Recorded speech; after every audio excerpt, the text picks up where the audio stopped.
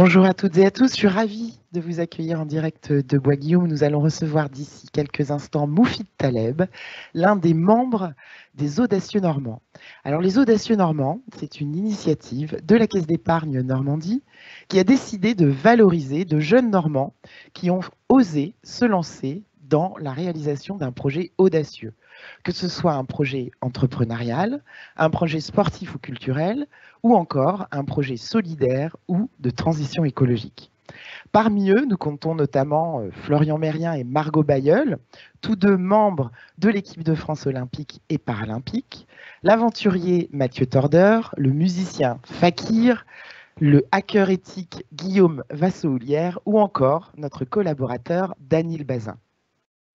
Ces audacieux Normands, ce sont donc nos clients, nos partenaires, nos collaborateurs ou encore les lauréats de nos appels à projets. Tous ces audacieux ont un jour croisé le chemin de la Caisse d'épargne Normandie qui a joué le rôle de catalyseur de leur projet. Aujourd'hui, nous partons donc à la rencontre de Moufid Taleb et de son projet d'expédition en solitaire et sans assistance au Groenland. Vous pourrez, tout au long de cet événement, lui poser toutes les questions que vous souhaitez en utilisant le chat de l'événement. N'hésitez pas à les poser dès à présent. Avant de l'accueillir, je vous propose une courte vidéo pour faire sa connaissance.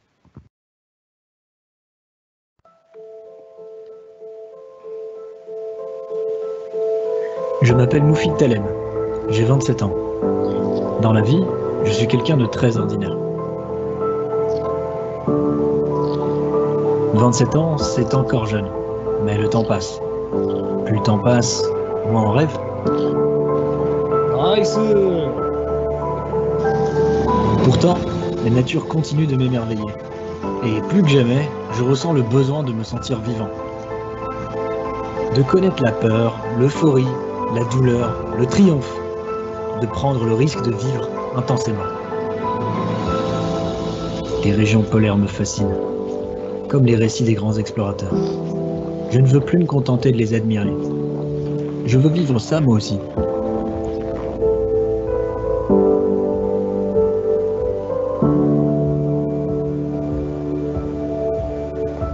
En avril prochain, je vivrai une grande aventure. À la force de mes jambes, je traverserai le Groenland. Seul et sans assistance. 600 km à tracter une luge de 90 kg. Je franchirai les glaciers et leurs crevasses pour rejoindre l'île Nancy. Dans cet immense désert de glace, la nature me confrontera à moi-même.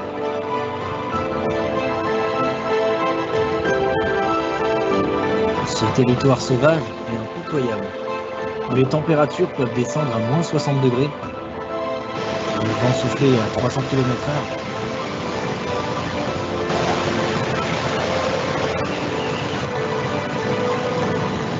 Je rêve d'y aller.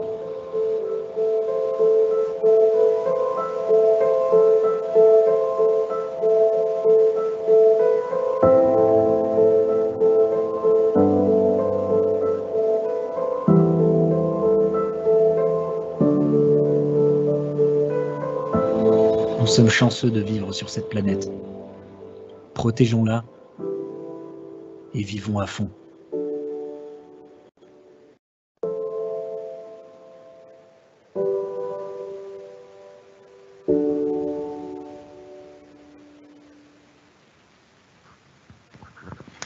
Bonjour Moufid, bienvenue Bonjour. au siège de la Caisse d'épargne Normandie. Merci. On est ravis de t'accueillir et merci de partager ton audace avec l'ensemble de nos collaborateurs. Merci de m'avoir invité. Alors Moufid, est-ce que tu veux bien te présenter ton parcours, d'où tu viens et qui tu es aujourd'hui? Alors, je suis Moufid, j'ai 28 ans. Comme vous le savez maintenant, je suis aventurier explorateur et j'ai aussi un boulot à côté encore aujourd'hui de développeur d'applications dans la région rouennaise. Mon parcours, il est assez atypique. Donc aujourd'hui, qu'est-ce que je fais? Je mène des expéditions dans différents endroits du monde par différents moyens afin de vivre de grandes aventures humaines, mais aussi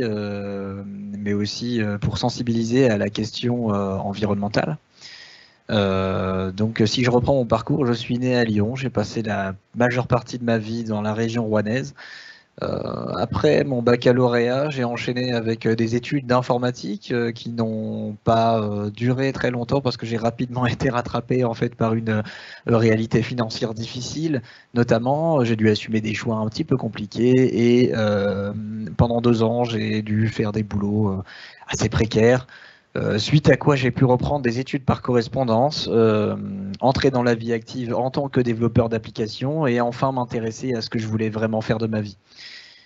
Donc me voilà aujourd'hui à parler de quelque chose que j'aime ici.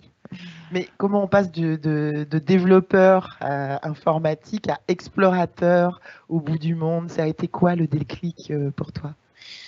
Alors je pense qu'on peut vraiment parler d'un déclic parce que du jour au lendemain, en fait, j'ai pris cette décision de devenir explorateur. Il y a un petit peu plus de 2 ans, avec ma fiancée, on s'est trouvé du coup en âge de parcourir le monde, de voyager, de le découvrir. Et en capacité également. Donc à ce moment-là, on s'est dit on aimerait voyager. Je me suis remémoré le souvenir d'un roman fantastique, absolument fascinant que j'avais lu plus jeune. Donc Les Royaumes du Nord de Philippe Pullman. Ce roman, en fait, le lieu de l'action se déroule au Svalbard, donc un archipel de Norvège qui est situé proche du pôle Nord, et on a décidé de s'y rendre pour le visiter, pour voir ce que c'était réellement. Et une de mes caractéristiques étant une grande curiosité, j'ai été amené naturellement en fait à chercher à savoir comment est-ce que vivaient les habitants de Longyearbyen, la principale ville de cet archipel, comment avaient fait les premiers pionniers de l'exploration polaire pour naviguer vers ces contrées il y a plus d'un siècle. Et donc de fil en aiguille, j'ai fini par tomber sur ces grands récits d'exploration des pionniers, et ce que j'ai découvert m'a subjugué. Et donc ces personnes avaient vécu en fait des aventures tellement intenses que je peinais simplement à concevoir, à imaginer ce qu'ils avaient ressenti. Le meilleur aussi d'entre eux, le meilleur d'entre eux en tant qu'être humain s'était souvent révélé au cours de ces expéditions, et je me suis trouvé très envieux de ça. Donc je me suis dit, je peux pas me contenter de les observer, de les admirer, parce que je les ai considérés de facto comme des héros. J'ai envie de vivre ça moi aussi, j'ai envie de vivre ces émotions, de comprendre, de ressentir. Et sans le savoir, du coup, enfin, je le réalisais tout juste. Je venais de trouver ce que j'avais envie de faire de ma vie. Je ne pouvais pas ajouter des années à ma vie, certes, j'avais déjà 26 ans, mais je pouvais ajouter de la vie à ces années. Donc voilà, j'ai trouvé charmante l'idée de devenir explorateur, et je me suis lancé à corps perdu de 2 ans du jour au lendemain. Charmante, moi je trouve ça flippant. Comment enfin, entre lire un livre sur des aventures et soi-même aller vivre des aventures extrêmes, il y a quand même un pas. Qu'est-ce que tu vas chercher au fond de toi en vivant ces aventures extrêmes et en prenant ces risques? Alors il y a beaucoup de choses qu'on va chercher en partant là-bas. Pour ma part, je vais parler pour moi. Déjà, je cherchais à me rapprocher de la nature parce qu'on vit dans une société, en vase clos, où on est déconnecté, coupé du monde sauvage, et on a tendance à rapidement oublier soit qu'il existe, soit que nous en faisons partie, que l'être humain n'est pas la seule espèce intéressante. Il y a beaucoup de choses à voir au dehors.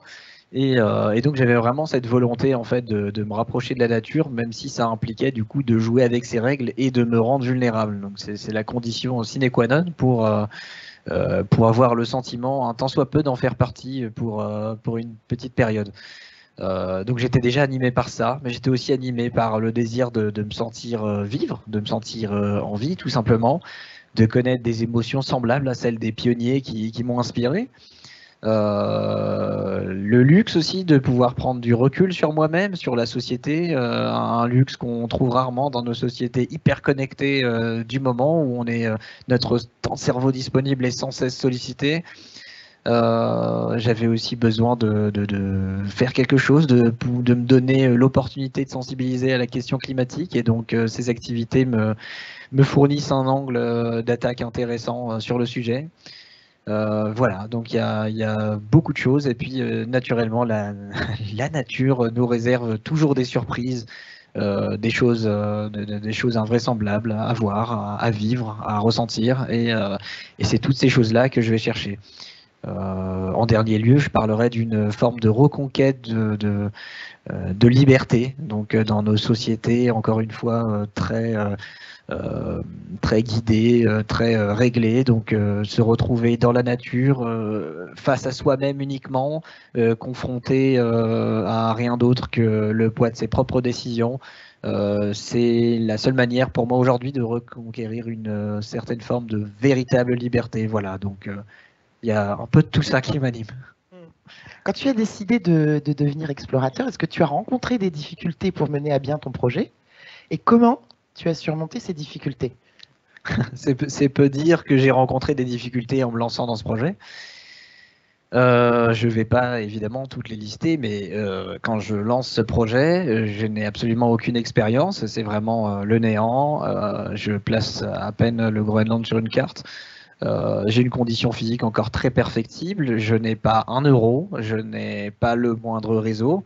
J'ai vraiment juste ce rêve et cette détermination de me dire je vais y arriver, et mon premier défi sera de traverser le Groenland, et je vais le faire à tel moment. Je ne sais pas encore comment, mais je vais trouver. Et donc c'est vraiment ça qui m'anime à ce moment-là. Je prends une petite corde en chanvre que je noue autour de mes hanches, et je pars pour la première fois tirer des trucs pour ne pas perdre de temps et commencer à m'entraîner. Je ne suis pas toujours pris au sérieux. J'ai beaucoup de mal à trouver mes partenaires parce qu'on est en pleine période de pandémie mondiale, et que les entreprises ont autre chose à faire que de s'occuper des rêves d'un jeune homme qui n'a absolument aucune expérience lorsque leur survie est en jeu.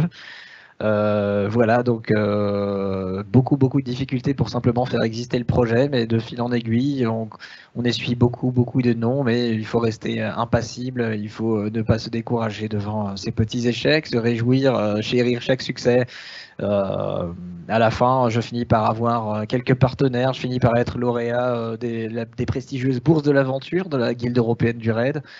Un film documentaire est lancé sur mon expédition, il y a des reportages, et moi j'avance, j'ai le sentiment que je progresse dans mon cheminement vers ce rêve, et voilà, c'est comme ça que les choses se lancent. Donc beaucoup de difficultés pour faire exister le projet, beaucoup de difficultés naturellement en expédition, bien plus encore, et voilà.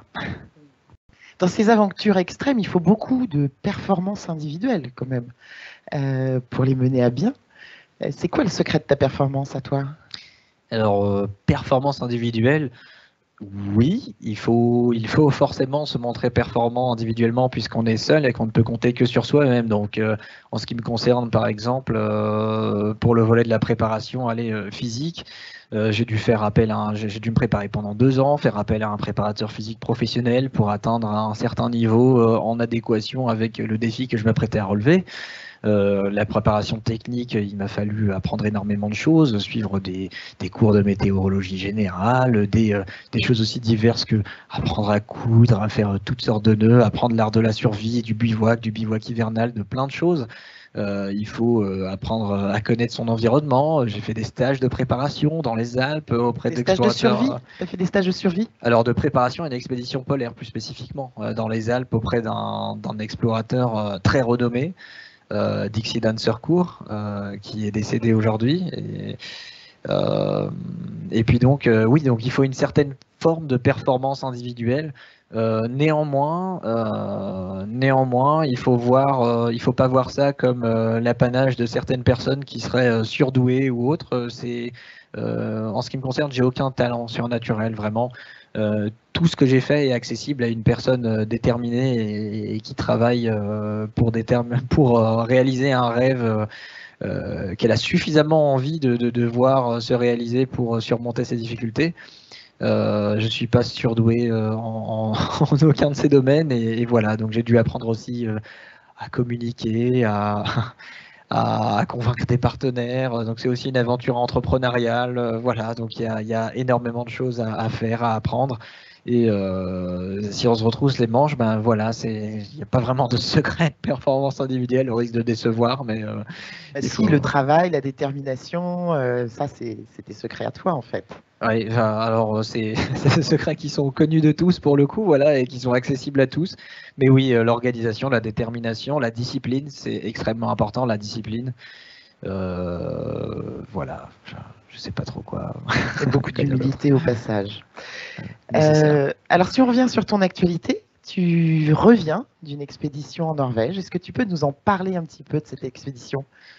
Alors cette expédition-là, je l'ai baptisée North Howlings, donc le hurlement du Nord.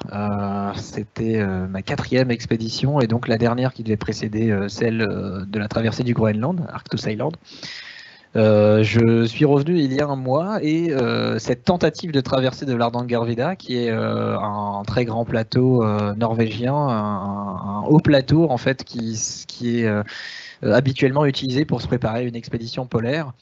J'ai connu beaucoup de difficultés sur ce plateau. Donc ce plateau, en fait, il a la caractéristique d'être le théâtre parfois d'une météo changeante, dangereuse, violente. J'ai choisi de mener cette expédition du sud au nord en passant par les endroits les plus tempétueux et les planètes se sont alignées pour me mettre en difficulté. Ça n'a pas manqué. J'ai vécu un ouragan qui a littéralement détruit ma tente. Donc les conditions assez chaudes m'ont empêché d'ériger un mur de neige pour protéger ma tente. J'avais un appareil satellite défaillant et donc voilà, je me suis retrouvé avec ma tente détruite. Pour le contexte, j'étais en sous-vêtements dehors. Si je lâchais ma Si je tente, comprends bien, tu étais sans tente, en sous-vêtements, dehors, par -10, avec des vents à 150 km/h. Alors au moment où je m'aperçois que la destruction de ma tente est entamée, il n'est pas encore trop tard. Je sors de mon sac de couchage et de ma tente en trombe en sous-vêtements pour essayer de réparer la chose et en moins de 15 secondes, tout est détruit. Les rafales atteignent voire dépassent les 130 km/h. Donc c'est des rafales par lesquelles on a du mal à simplement se tenir debout. La visibilité est quasiment nulle. Aussi c'est le blizzard tout blanc. La nuit tombe en plus. Et ma tante ne demande qu'à m'échapper et s'envoler. Donc si je la lâche à ce moment-là, je ne la revois plus jamais. Et naturellement, tout mon matériel, mes vêtements, mes appareils de communication sont dedans. Et je vous laisse imaginer les chances de survie qui sont les miennes dans une pareille situation. Si je lâche ma tante, voilà, dans ces conditions, l'issue, alors je refuse de dire 100%, mais l'issue extrêmement probable est bien évidemment la mort. Donc s'est ensuivi un combat dantesque pour maintenir cette tente en place. J'ai été littéralement traîné sur les genoux qui se sont trouvés raflés sur la glace par la tente en essayant de la retenir. La nature était vraiment beaucoup plus forte que moi ce jour-là et tout ce que j'ai pu faire, c'est retirer les arceaux avec les doigts qui commençaient à geler pour réduire la voilure, on va dire, de la tente pour sa résistance, ne pas lui donner de portée au vent, ouais. Et puis ensuite, j'ai éprouvé les pires difficultés en fait à pénétrer dans ce qui restait, ce que j'appelais une tente, donc qui n'était plus qu'une toile folle battue par le vent. Et t'as fait comment pour t'en sortir alors? Alors j'ai élaboré un plan très simple qui était... Qu'est-ce qui se passe à ce moment-là dans ta tête quand tu es au point de périr et que tu luttes contre les éléments? Eh bien, en fait, en une fraction de seconde, j'ai pigé, pour ainsi dire, que j'étais en danger de mort et que si je lâchais cette tente et que je ne parvenais pas à trouver une solution, j'allais mourir. Donc à ce moment-là, il y a une grande décharge d'adrénaline. Il n'y a pas de peur, hein. Quand on a peur, on anticipe des choses, on imagine, c'est notre imaginaire qui nous fait peur souvent. Là, il y a le temps de rien du tout. En fait, il y a une grande décharge d'adrénaline. Et ensuite, je sais que ma seule solution pour survivre est de m'enfouir sous la neige pour me protéger du vent, pour me protéger du froid, puisque la neige constitue un excellent isolant, et appeler les secours. Et pour ça, il n'y a pas 36 solutions. Il faut que je retourne dans ma tente, que j'arrive, enfin, dans ce qui reste de ma tente, que je ne parviens pas à maîtriser sur le moment. Il faut que j'arrive en fait à saisir mes appareils GPS et que je me laisse volontairement ensevelir sous la neige. Donc c'est ce que j'ai entrepris par miracle j'ai réussi. Donc à partir du moment où je me suis retrouvé sous la neige, mes chances de survie avaient considérablement augmenté. Mon appareil satellite était défaillant, donc je n'avais aucune garantie que le SOS arriverait. Vu le temps, vu la météo dantesque, il n'y avait aucune chance qu'un hélicoptère vienne. Je m'étais formé bien sûr à la réception d'un hélicoptère, au fonctionnement de tout ça. Et là, avec le vent, il ne pouvait pas venir en fait. Ah non, aucune chance.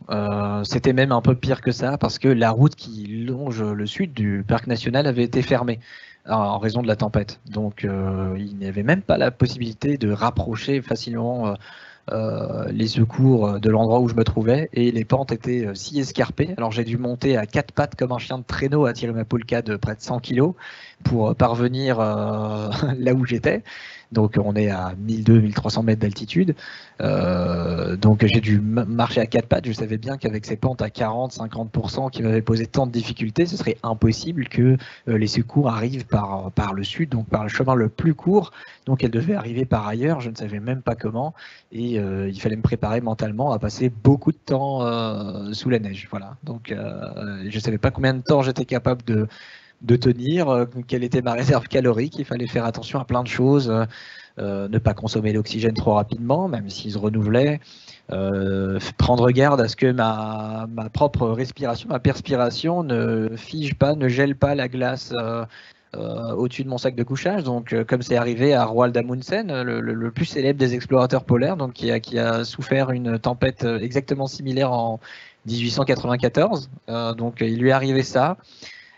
Au-dessus de son sac de couchage, une poche de glace s'est formée qui ne pouvait pas briser, et c'est son frère qui l'a sauvé. Donc j'ai beaucoup pensé à Amundsen, je pensais pas marcher dans ses pas jusqu'à ce point-là, loin s'en faut. Et donc je ruais à la manière d'un cheval pour essayer de nuire au processus voilà, exactement. Donc là, que je comprenne bien, tu es sous ton manteau de neige. Oui. Tu as lancé un SOS, tu sais pas s'il a été bien reçu. Tu sais pas dans combien de temps, s'il a été reçu, on va venir te sauver. Tu as passé combien de temps sous ton manteau de neige? Alors j'ai passé 5 heures sous la neige, et à vrai dire j'ai trouvé ça plutôt rapide puisque comme je vous l'ai dit, je ne savais absolument pas comment les secours pouvaient arriver, mais c'est le jeu. On va dans un endroit reculé comme ça. Il faut être conscient des risques et savoir aussi qu'éventuellement il peut y avoir personne pour venir vous porter secours. C'est la même chose au Groenland, c'est la même chose là. Donc, à quoi tu as pensé pendant ces 5 heures? Alors à quoi j'ai pensé? Déjà en premier lieu à ma famille, à mes proches, à ma fiancée qui se faisait en sang pour moi naturellement. Donc j'étais beaucoup plus enclin à me soucier de leurs propres états d'âme que des miens. Mais c'était pas des pensées très constructives puisque ça n'allait pas arranger les choses. Donc j'ai préféré me dire bon, on va ralentir le rythme cardiaque, rester très calme. Ça permet d'optimiser la réserve calorique qui est la mienne. J'ai un petit bout de fromage que je me réservais, 100 grammes de gouda à côté que j'avais saisi et qui traînait à côté du sac de couchage.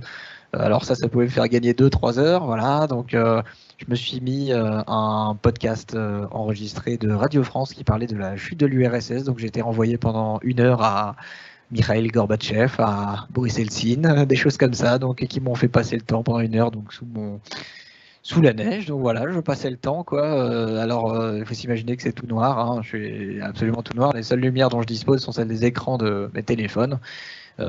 Beaucoup de difficultés à écrire quoi que ce soit, mais par miracle, j'ai pu avoir ma fiancée qui a appelé les secours et qui a été très réactive. Donc finalement, tout s'est bien goupillé. Et grâce tu es avec nous aujourd'hui, c'est que tu t'en es sorti. Mais quand même, il y a énormément de prise de risque dans ces aventures extrêmes. Comment tu le gères, ce risque? Alors, il y a bien sûr, il y a une certaine prise de risque dans chacune de ces aventures. Si c'était facile et qu'il n'y avait pas ce genre de risque à courir, tout le monde pourrait faire ça facilement. Bon, c'est pas le cas. Il y a d'abord des risques qui sont anticipables. Je ne sais pas, par exemple, une défaillance matérielle, une défaillance physique due à une mauvaise préparation. Il y a beaucoup de défaillances qui sont anticipables, des risques qui sont anticipables. Et donc, cela, je m'interdis tout simplement d'en être victime, d'en être tributaire. Ce serait Donc, tu vraiment t'y stupide. prépares en fait. Tout à fait. Donc, je m'y prépare, par exemple, en apprenant à réparer mon matériel, en apprenant comment il fonctionne, en me forgeant une condition physique digne de ce nom, de plein de manières. En fait, à chaque problème, sa solution. Donc, au Groenland, il y a les crevasses. J'ai lu beaucoup de littérature scientifique à ce sujet, les savoirs des guides des hautes montagnes, les ours polaires, comment s'en prémunir, les systèmes d'alarme, les systèmes de défense, beaucoup de choses en fait. Et après, il y a les risques qu'on ne peut pas anticiper. Et ces risques-là, il faut savoir qu'ils seront toujours présents. Rien ne va jamais se passer exactement comme on veut, ou alors ce ne serait pas une vraie aventure, ce serait pas vraiment. Et là, c'est la connaissance de son environnement qui peut jouer. Donc voilà, tout l'intérêt pour moi d'avoir suivi des cours de météorologie, des cours de survie, des cours de plein de choses pour apprendre à élaborer une solution, en fait, me donner les meilleures armes, les briques nécessaires à l'élaboration d'une solution lorsque l'on se trouve au moment le plus critique. Et avec ça, évidemment, il faut avoir du sang-froid, quoi. Donc il faut avoir du sang-froid, ne pas paniquer. Quand chaque geste peut vous coûter la vie, il faut être calme, concentré, et voilà. Donc c'est de cette manière, je pense, qu'on gère les risques, mais même lorsqu'on a acquis toutes les connaissances possibles pour connaître son environnement, même lorsque l'on a pris les plus grandes précautions pour se prémunir des risques dont j'ai dit qu'ils étaient anticipables, on n'a jamais la garantie de réussir. C'est une condition inhérente en fait lorsqu'on se lance dans un projet pareil. Donc on n'a pas la garantie de réussir. On ne sait pas ce qu'il va se passer exactement. On peut que se préparer de son mieux, avoir plus envie de réussir que peur d'échouer. Et croire en ça et y aller, quoi. Voilà, il faut que le jeu envahisse la chandelle. C'est le principe d'une prise de risque, ou qu'il soit un seul ou multiple, qu'il soit grand ou pas. Voilà. Et alors, ton projet au Groenland, c'est ta prochaine expédition. T'en es où par rapport à ce projet-là ? Alors, ce projet-là, il est naturellement reporté parce que je ne pouvais pas infliger un départ au Groenland à mes proches seulement quelques semaines après un traumatisme pareil. Ce projet-là, je vais donc le reporter et retravailler dessus, retravailler peut-être sur le format, sur des choses qui seraient susceptibles d'améliorer l'ensemble du projet, quoi. Et alors je sais pas si c'est ma prochaine expédition, sans doute pas, parce que du coup je vais sûrement faire d'autres choses entre temps. Là, à court terme, cet été, je vais me marier, ce qui est un très heureux événement. Donc j'ai hâte que ça arrive. Et je vais passer du temps avec mes proches, en profiter. Et après l'été, je vais me retrousser les manches pour repartir sur ces projets. Et puis voilà, et continuer à courir après mes rêves. Alors, on va prendre les questions des collaborateurs. Je vois qu'il y en a déjà dans le chat. Donc, on a une question. Bonjour Moufid, votre mission de sensibilisation aux problématiques climatiques est indéniable. Comment envisagez-vous d'allier cette mission avec votre métier de développeur? Avez-vous des projets de développement d'applications dans ce sens? Merci beaucoup pour la question. Alors, comment dire, je n'ai pas vraiment de projet relatif à mon métier de développeur, si ce n'est j'ai réalisé un site internet, donc ça aide un petit peu d'être développeur pour ça, même si c'est pas une condition indispensable, loin s'en faut.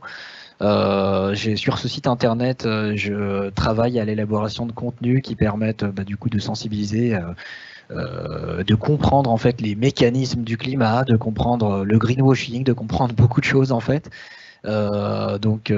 Sinon, mes initiatives sont plus de l'ordre des conférences par exemple. Et puis, je peux pas tellement parler de ces nouveaux projets qui germent dans mon esprit, mais voilà, au niveau des expéditions, on va dire que certaines vont s'orienter en fait encore une fois sur la sensibilisation et à la possibilité de s'allier en fait à des entreprises scientifiques dans ces régions. Il y a la possibilité de s'allier à des associations pour faire des choses. Donc il y a beaucoup de choses à faire. La mission principale, je pense, pour un explorateur, c'est pas d'expliquer les mécanismes du réchauffement climatique en premier lieu. Je laisse ça à des vulgarisateurs bien plus talentueux que moi et à des climatologues bien plus pointus que moi sur le sujet, bien que j'ai pu apprendre beaucoup de choses sur la question. La mission, elle est plutôt de rapprocher l'homme du vivant, de rapprocher l'homme du monde sauvage et puis de constituer une passerelle entre le public et le sauvage, une passerelle qui lui permet de s'en rapprocher, d'aimer à nouveau la nature. Si l'être humain aimait moitié autant le monde sauvage et la nature qu'il n'aime ses enfants, alors je ne pense pas qu'on se trouverait dans une telle situation aujourd'hui. Voilà. On a une question justement sur le dérèglement climatique, etc. Une question de Fabien Reynaud qui te demande: bonjour, avez-vous pu constater des traces du réchauffement et de pollution? Oui, malheureusement, c'est malheureux à dire, mais j'ai pu trouver trace de ce réchauffement. Alors je vais par exemple évoquer mon expédition au Sarek. Qui date de, j'y étais il y a un an en fait. Il y a un an, j'étais en pleine expédition là au Sarek en Laponie suédoise, en Arctique. Donc la température était passée de -30 à 0 degré en 3 jours, et donc je me suis retrouvé à traverser la glace en fait avec ma poulka en grande difficulté parce que je devais traverser des lacs qui n'étaient plus traversables. Je me suis enfoncé jusqu'à la hanche dans des lacs comme ça. Le jour où j'ai décidé de rebrousser chemin à cause de ces conditions extrêmement singulières et à vrai dire quasiment inédites en Arctique, j'ai vu de la pluie, de la véritable pluie, alors qu'il faisait -30 degrés 48 heures plus tôt, creuser des sillons dans la neige. Voilà, donc le jour où j'ai décidé de rebrousser chemin, malheureusement 4 personnes sont décédées en voulant traverser un lac, justement comme moi en Suède. Donc ça a eu des conséquences pour moi, ça a mis ma vie en péril, mais ça a des conséquences encore bien plus grandes sur les populations locales. Là-bas, ce sont les Samis, ce sont les Inuits au Groenland, ce sont d'autres peuples ailleurs, et évidemment sur la faune, la flore, l'écosystème, la biodiversité. Difficile de relier l'ouragan que j'ai connu au réchauffement climatique en Norvège, mais naturellement, le dérèglement climatique entraîne une forte hausse des événements de ce type. Alors, on ne peut pas le lier avec certitude, mais il est possible que, voilà. Donc, il y a d'autres traces aussi. Si vous vous rendez au Svalbard, vous verrez des traces du réchauffement climatique partout. J'ai visité le glacier du Rhône lors de mon expédition Swiss to Sea en vélo cet été. Donc, je me suis rendu en fait au cœur des Alpes à vélo. À 2500 mètres d'altitude, donc aux sources du glacier du Rhône, et ensuite j'ai suivi le fleuve depuis sa source jusqu'à son embouchure en Méditerranée, non loin de Port-Saint-Louis. Donc un petit périple de 1500 km en 10 jours, et en fait ce glacier-là, il y a une centaine d'années, il allait bien plus loin, donc en fait il est à l'agonie. On voit des bâches blanches qui font office de cache-misère pour ne pas montrer la fonte du glacier, et sont censés aussi la ralentir par un effet d'albédo pour renvoyer les rayons du soleil vers le ciel, donc réduire l'énergie reçue par la glace. Mais quand vous visitez ce glacier, vous n'entendez que floc, floc, floc, le bruit des gouttes, et vous savez qu'il est condamné. Le glacier qui fond, quoi. Oui, il en reste plus que 8 km. Ça fait peine à voir. Il reste beau, mais ça fait peine à voir, et il est condamné aujourd'hui, ce glacier. Alors, on a une question sur ton expédition en Norvège, une question de Loïc Legal qui te demande: comment vous êtes-vous préparé à cette expédition? Alors, merci Loïc. Alors, je me suis pas préparé uniquement spécifiquement à cette expédition. Ça fait 2 ans en fait que je me prépare à ce périple au Groenland, et donc en fait tout ce que j'ai fait avant m'a servi, même ce que j'ai fait qui ne se situait pas dans une région polaire. Donc je me suis préparé physiquement, je me suis attaché du coup les services d'un préparateur physique professionnel que j'avais rencontré lors de mon expédition à vélo de septembre. J'ai commencé à travailler avec lui immédiatement après. Les connaissances techniques, on va dire que je suis allé les chercher absolument partout où je pouvais les trouver. Donc on a des ressources en discutant avec des explorateurs, en discutant avec des spécialistes de chaque sujet, sur Internet qui est un formidable outil lorsque l'on sait s'en servir, et bien sûr des livres, la pratique. On peut même pratiquer des choses chez soi, loin de la neige, même si c'est difficile en Normandie. Donc je m'amusais. C'est-à-dire ? Bon, bah, par exemple, je voulais tester mes broches à glace, alors j'ai mis des bouteilles d'eau que j'ai congelées, et ensuite je m'entraînais à visser dans cette glace faite maison. Voilà, donc il y a des choses amusantes comme ça. Bah, par exemple, on peut pas tracter de traîneau de 100 kg dans la neige, mais du coup, en tractant des pneus 5 fois par semaine pendant des heures et des heures et des heures et des heures, 10 km à chaque fois, ben, j'arrive à simuler ça, donc l'entraînement traditionnel des explorateurs polaires. Et donc, même en Normandie, on peut s'entraîner à ces choses-là. La globalité de ma préparation, elle est difficile à décrire dans son ensemble. Il y a quelques parties qu'on peut retrouver sur mon site internet. Si ça vous intéresse de tracter des pneus, il y a d'ailleurs un article qui explique comment on procède. Et puis voilà, donc sinon, comment est-ce que je me suis préparé? Bah, mentalement, j'ai eu le temps aussi, et puis de trouver une certaine forme de sérénité, de joie à ce que je fais, qui est indispensable, parce qu'on ne construit pas un projet d'une telle ampleur et sans prendre plaisir. Voilà, c'est pas uniquement dans l'adversité, dans la difficulté, en se disant oui, je vais y aller, je vais venir à bout de ce truc-là. Ça n'a aucun intérêt, et ce genre de disposition de l'esprit ne tient pas longtemps. C'est en trouvant de la sérénité, de la joie et de la paix. Voilà. Alors, on a une question de Gladys Chauvry qui te demande quelles sont les images qui t'émeuvent lors de tes expéditions. Alors, bonjour Gladys. Les images qui m'émeuvent, alors, il y en a tellement. Il y en a tellement. Je suis ému. J'ai été ému tout à l'heure en voyant la première vidéo que j'avais faite, parce qu'elle symbolise pour moi le rêve. Au moment où j'ai fait cette vidéo, je n'avais jamais fait d'expédition encore. Donc, simplement me remémorer ce que c'était que pour moi à ce moment-là, ça me donne encore des frissons aujourd'hui. Lorsque je me remémore mon périple en Suisse, le sentiment de gratitude que j'ai eu pour les personnes que j'ai croisées. Donc je me suis aussi retrouvé à l'hôpital à cause d'un virus au lendemain d'une ascension d'un grand col. À l'occasion de cette expédition, j'ai pas abandonné, j'ai continué 3 jours malade et à rouler comme je pouvais, et j'en suis finalement venu à bout. Il y a des personnes qui m'ont invité à dormir chez elles alors que je ne les connaissais ni d'Adam ni d'Ève en 1 minute. Voilà, donc ça m'a beaucoup ému. Et bien sûr la nature qui vous offre chaque fois son spectacle magnifique. Alors parfois elle me malmène, parfois elle m'en fait voir de toutes les couleurs, parfois je me retrouve la face contre la neige à me demander ce que je fous là, littéralement, mais je m'en amuse toujours. Et puis le spectacle, le spectacle qui m'est offert, le sentiment, le sentiment qui m'habite dans ces moments-là, c'est des moments qui me donnent des frissons à chaque fois que je revois des images de chacune de mes expéditions.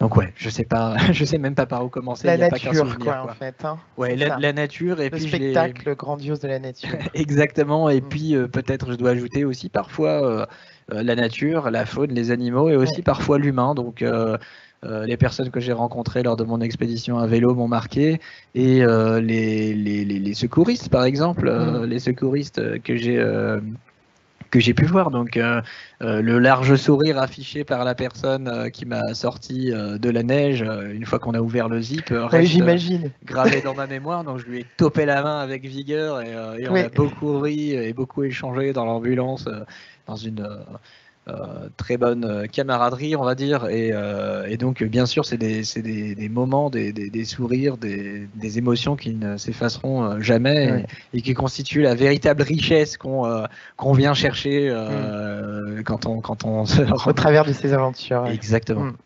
Alors on a une question de Véronique Jacquelin. Bonjour Moufid. Afin de vous préparer à vos projets, échangez-vous avec les autres audacieux normands, comme Mathieu Tordeur, par exemple. Pourriez-vous envisager un projet commun? Alors, bonjour. Tu connais Mathieu Tordeur, j'imagine. Oui. Je l'ai rencontré en fait une fois à l'occasion d'une conférence qu'il donnait sur son expédition au pôle Sud. À ce moment-là, en fait, j'avais déjà décidé de partir sur mon projet, mais je ne le connaissais pas du tout. Donc j'avais échangé quelques minutes avec lui à ce propos. C'était un échange intéressant.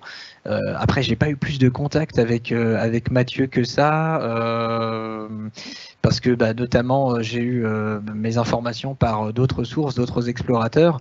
Voilà, donc j'ai pas eu plus d'échanges et de contacts que ça avec Mathieu. Après, quand tu as envisagé... imaginé voilà, un projet avec Mathieu, Eh ben, pourquoi pas, la vie est longue, Mathieu a sans doute plein de projets, moi aussi, donc on sait jamais, pourquoi pas.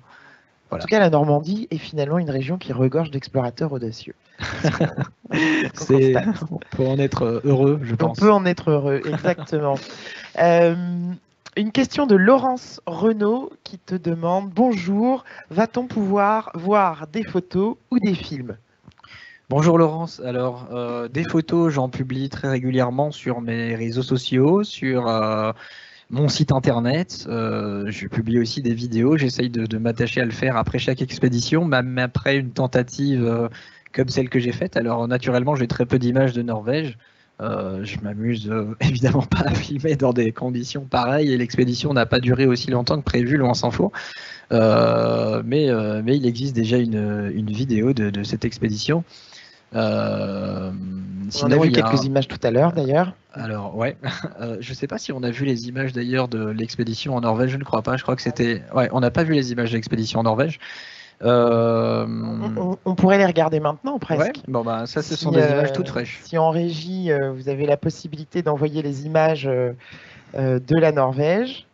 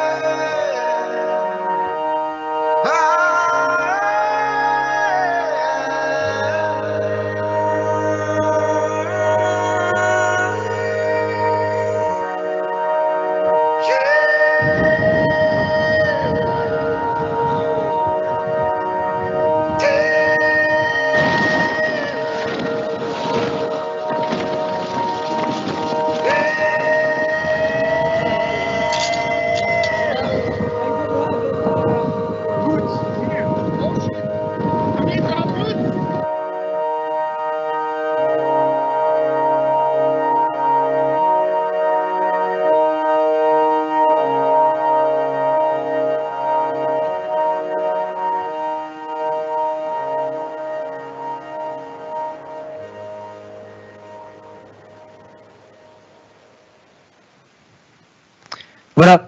On constate à la fin à quel point ça a pu être compliqué quand même. Hein. Oui, on vient pas pour, pour faire semblant. Alors oui, c'était compliqué, je le confirme.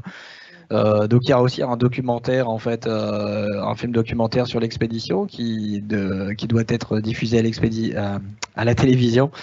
Donc le documentaire, il verra pas le jour cette année malheureusement puisque l'expédition au Groenland est reportée, mais oui, du coup il y a des images.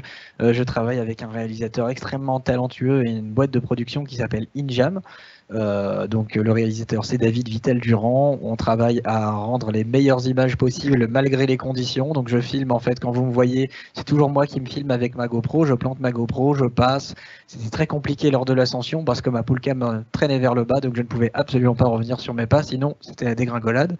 Pour la première fois lors de cette expédition, j'ai un drone avec moi. Donc on a beaucoup travaillé sur les aspects techniques pour essayer de le faire voler quand le temps le permet, donc pas en plein ouragan, bien sûr. Et voilà. Donc, vous pouvez retrouver des images sur les réseaux, Alors, on n'a pas d'autres questions de nos collaborateurs, donc on va achever ce temps partagé avec toi. Merci beaucoup, Moufid, du temps que tu as passé pour partager ton aventure audacieuse avec nos collaborateurs. Merci à toi et merci à tous d'avoir suivi cet événement. Et... On va continuer à te suivre. Et d'ailleurs, si vous voulez suivre les aventures de Moufid, bien, il suffit de le suivre sur les réseaux sociaux. Par ailleurs, si vous voulez une photo dédicacée de Moufid Taleb, eh bien, il suffit simplement de nous envoyer un email pour faire votre demande à la balle communication. Voilà, et on vous enverra une photo dédicacée de Moufid Taleb, notre audacieux Normand explorateur du bout du monde. Merci beaucoup de votre participation. Je vous souhaite à toutes et à tous une très bonne journée et à bientôt. Merci, à bientôt.